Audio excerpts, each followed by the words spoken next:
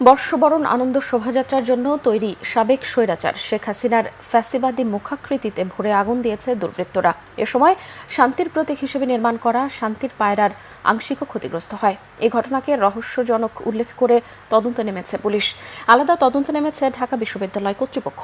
এদিকে ফ্যাসিবাদের দোসরাই আগুন লাগিয়েছে বলে ফেসবুক স্ট্যাটাসে অভিযোগ করেছেন সংস্কৃতি বিষয়ক উপদেষ্টা মোস্তফা সরোয়ার ফারুকী। বাংলা নববর্ষ ১৪৩২ বরণে যখন ক্ষণগণনা চলছে, দিনরাত পরিশ্রম শেষে আনন্দ শোভাযাত্রার জন্য যখন পুরোটাই প্রস্তুত চারুকলা প্রাঙ্গণ, ঠিক সেই মুহূর্তে এমন বিরল ঘটনার সাক্ষী হলো চারুকলা। শনিবার ভোর ৫টার দিকে এবারের আনন্দ শোভাযাত্রার ফ্যাসিবাদের মুখাকৃতি পুড়িয়ে ছাই করে দেয় দুর্বৃত্তরা, যা নির্মাণ করা হয়েছিল সাবেক স্বৈরাচার শেখ হাসিনার মুখ অবয়বে। ঘটনার পরই অতিরিক্ত পুলিশ মোতায়েন করা হয় চারুকলা চত্বরে। গোয়েন্দা পুলিশের পাশাপাশি বিভিন্ন সংস্থাও নেমে পড়ে তদন্তে। আসেন DMP police commissioner Sheikh Mohammad Sajjad Ali. তবে পরিদর্শন শেষে কোনো মন্তব্য করতে রাজি হয়নি তিনি।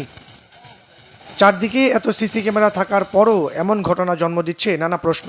পুলিশের ধারণা, অতীতের ফ্যাসিবাদ সরকারের মদদে এমন ঘটনা ঘটেছে। দেখে যেটা মনে হচ্ছে এটা কোনো অ্যাক্সিডেন্টাল না, কেউ ইন্টেনশনালি এটা করছে, এইটুকু আমরা নিশ্চিত। আপনারা দেখতেছেন চতুর্পাশে এখানে প্রচুর ক্যামেরা আছে। পার্টিকুলারলি কারা করছে বা কারা করে নাই এটা এই মুহূর্তে বলা যাবে না, এটা ইনভেস্টিগেশনে বাইর হবে। তবে প্রাথমিকভাবে ধারণা করা যায় যে এখানে দেখছেন যে দুইটা পোর্ট্রেট পুরানো হয়েছে। একটা হয়েছে বিগত সরকারের যে সরকার প্রধান ছিল ফ্যাসিস্ট, তার যে একটা পোর্ট্রেট করা হয়েছে এইটা, এবং ওইটা পুরাইতে গিয়ে সম্ভবত কবুতরের কিছু অংশ আংশিক পুরানো হয়েছে।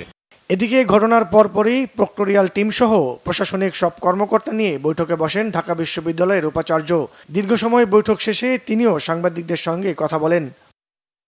দুদিনের মধ্যে পুড়িয়ে দেওয়া মুখাকৃতিটি বানিয়ে ফেলারও আশার কথা জানিয়েছেন আয়োজকেরা। এদিকে ফেসবুক স্ট্যাটাসে এই ঘটনার জন্য দায়ীদের বিচার নিশ্চিত করার আশ্বাস দিয়েছেন সংস্কৃতি বিষয়ক উপদেষ্টা মোস্তফা সরোয়ার ফারুকী। এবারের শোভাযাত্রা আরও বেশি তাৎপর্যপূর্ণ হবে বলেও আশা তার।